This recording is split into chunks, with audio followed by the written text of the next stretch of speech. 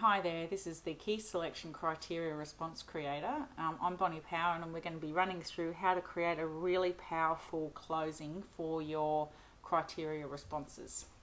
So the big thing, and it's very simple, is that you basically reiterate, like you did similar to the introductory paragraph, you're reiterating that you do have the skills, knowledge and experience to do whatever it is they're asking for. So that's what you're saying in the concluding paragraph.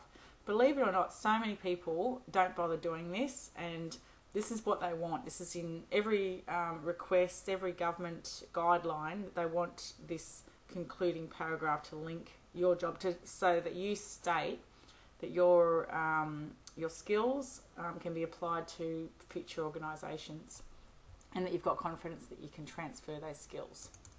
So let's have a look at this example.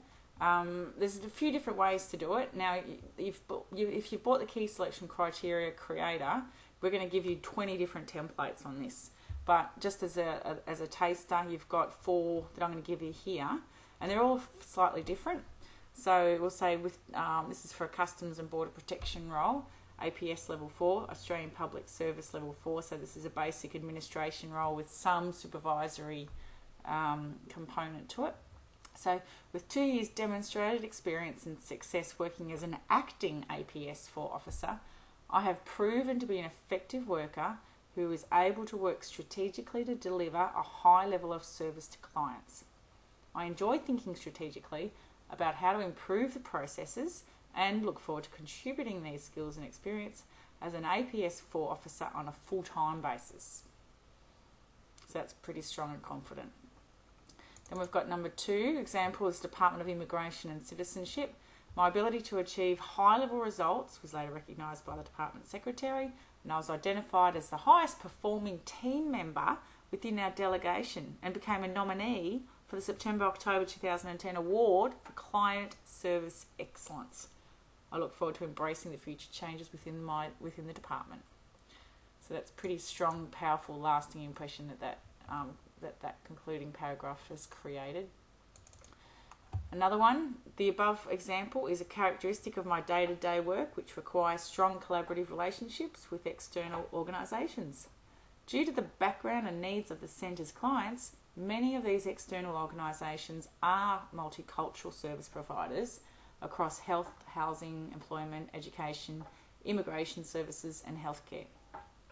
In addition to often events such as the International Zero Tolerance FGM Day, requires the involvement of community leaders to promote the event in the local community and participate in the activities of the day. So you can see from that one that she's restating that she's had experience in getting community involvement on different projects, which is obviously what the Key Selection Criteria was requesting in that one.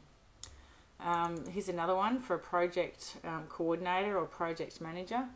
I have a strong drive to deliver on project goals, and I have acute attention to detail in ensuring all record keeping and data is managed to a high standard. My entire working life has been built on a reputation of delivering within time and budget. I would now like to focus on contributing my skills to the X project. So we deliver a quality product, quality project outcomes and a successful result. So go and have a look at those templates if you haven't got access to them already. Key Selection Criteria Creator gives you loads of great examples that you can literally cut and paste the title of your role. Just make sure that it is quoting exactly what the skills are that are in the criteria, so that you're leaving the reader with a great impression of what you can do, then you can transfer those skills. Now, on a lasting note, I want to leave you with, there's 3 things. Once you've created your introduction, your body, which is the star format, always has to be the star format, and the concluding paragraph, what I'd like you to do, once you put it all together, is have a break for about an hour if you can, if the time is that you can afford to have an hour break. If not, 15-20 minutes. Go for a walk around the block, get out and get some fresh air. Don't look at the computer screen, whatever you do, because what you want to do is give that part of your brain a rest, and give yourself a rest in looking at the computer. So once you come back to it though, what I'd like you to do is try and take out words that aren't required, or try and take out a sentence that's not required. Take out the fluff, take out the stuff that's not relevant, because the readers will really love reading your response if it's to the point and concise. It doesn't have to be padded out. People hate reading that in key selection criteria. The poor guys that have got that job have to read about over 250 applications for every job. So they'll really respect the fact that you've been clear and concise in your criteria. The thing to do as well is to proofread it to make sure that it makes sense. Now, the best way to proofread, like obviously there's spell check and then there's the grammar check, but you'll read it, you'll hear the mistakes if you actually say it aloud. If it doesn't flow as you're reading it, there's something wrong. So when you're reading it aloud, if it doesn't flow naturally, if it doesn't roll off your tongue, just stop and pause and highlight it and say, I've got to fix that, and continue reading. Because it's got to flow, it's got to seem easy to read for the reader, otherwise they'll get agitated. Once you finish that, you're obviously going to get someone else to proofread it. Okay? And with the person who's going to proofread it, make them try and improve it. Don't just come to them really sort of shyly and say, oh, can you please proofread my work? Say to them, this is really important application for me. I really want to get into this department. I'm just wondering if you could proofread this. It's not perfect. I want you to see if you can pick like at least 3 things in every criteria, and there'd be about 5 or 6 criteria. I want you to see if there's about at least 3 or 4 things that you can pick that I need to improve. Just scribble all over it. If something doesn't make sense, or if you're interested to know more, or if you like the sound of something, just give me your feedback, because it'd be really interesting to see. If you don't have anyone to do that, email it to me and I'll do it for you. Okay, so that's an editing service that we've got, and then we'll be able to give you a quote on how much it costs for us to fix it up to make it a polished response. But it will help, like if you've got someone who you can sort of work in partnership with, someone else who does key selection criteria as well, that would be really good to sort of get their assistance. And ideally, English will be their first language, because then they'll be able to pick up on all of the grammar as well. So once you've finished the key selection criteria, make sure that it's consistent in the format to your resume and to your cover letter. Not many people give a cover letter, but make sure that it all looks really the same, like the same sort of formatting. So just as an example, if you get onto our templates, you'll find that this is the way that our templates are. You've got the blue up there, you've got the name, and everything's in the same font.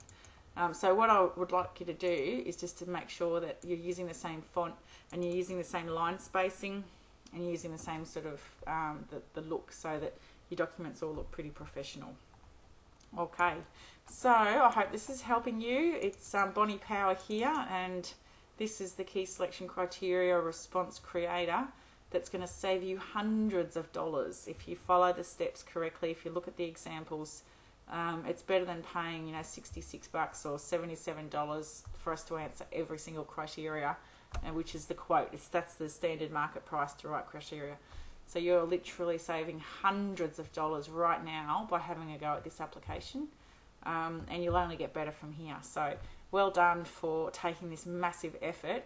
This is the way the professionals do it. This is the way that they like. The government departments and the large organisations like to receive their responses. So if you follow these formats, you will get a job interview. It happens to us every single day. We get clients saying that they've made it to the interview and they're absolutely ecstatic. Just today, we got a call from a guy who Ahmed, I think his name was, customs marine job. Beautiful job for him, job of his dreams, gives him 70 grand a year. He's happy. So this is the barrier that's stopping you from getting into the next job. Don't let it be a barrier. Learn to respond professionally, and basically the world is your oyster. You can pick any job that you like. Good luck.